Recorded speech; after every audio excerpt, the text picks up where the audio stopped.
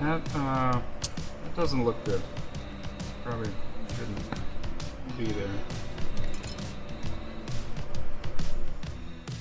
We're headed to Easter Jeep Safari in just over a month, and we have a lot to do to get the truck ready. We're signed up for 2 different trails. Both trails require lockers, 35s, and a winch. In addition to that, we got new bumpers to install front and rear, and our new skid plates. But before we can get into that stuff, we got to do some maintenance items. CV boots. We got 2 bad ones on our truck. So let's get these axles off the truck, we'll get them on the bench, and swap these out.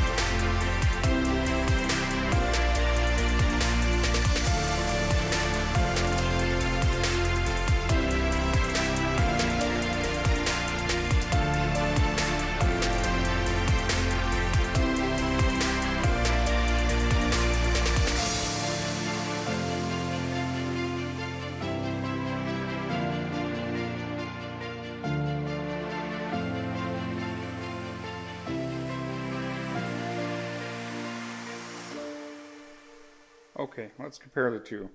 First things I notice, OEM boot, pretty stiff.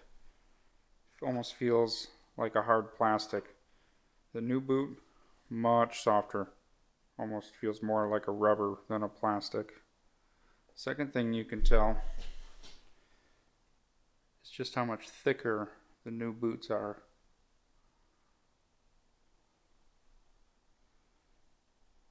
The mating surface for where the bands will go, easily twice as thick, if not more.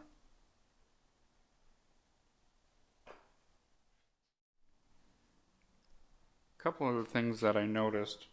If we look at the axle shaft itself, you can see these grooves here. The factory boot actually has a rib inside. It's hard to see it. And that rib will fall into that groove, and it kind of locks that in place, and then the band clamp will go over it. The new ones don't have that. They're just smooth. I don't think it'll be a big deal. I think with a good clamp on there, it'll be just fine, but time will tell. Overall, I feel like the new boots are definitely going to be an upgrade. They're softer, so they may not take a hard hit, like a direct impact from a stick or something as well. But I don't think they'll just crack and pinhole like these ones when they get debris in them. So we'll see if they hold up longer. Now it's time to throw these things back together. I didn't realize originally when you order these CV boots, you can order them with the clamps and grease or without the clamps and grease. I ordered them originally without the clamps and grease. But I think we're going to try a different grease anyways. This is a grease that we use in our race car. made by Swepco. It's made for high temp CV axles specifically. It works really good for us, so we're going to try it in this thing. I don't think these CVs get anywhere near as hot as the race car ones do, but we'll see how it goes. I can link this in the description also, so if you guys want to try it too.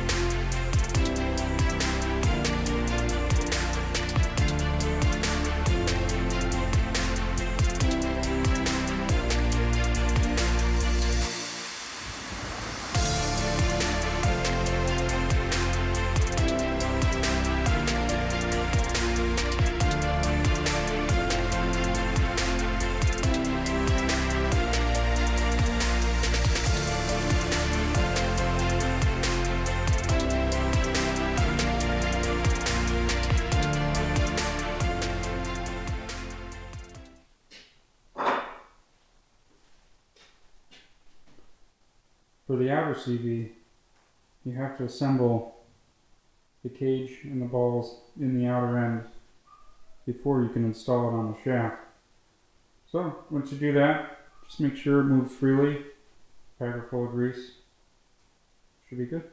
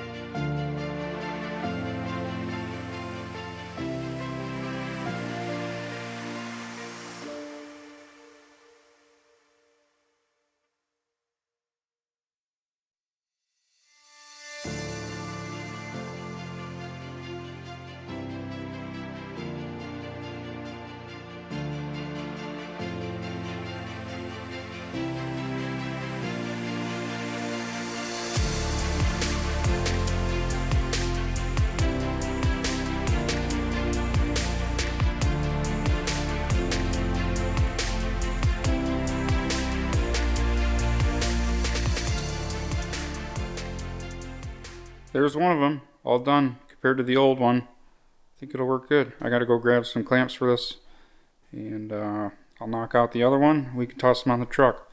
Looks like you use about 3 tubes of grease if you're gonna do all 4 joints. If you're just doing some of them, you don't need that much.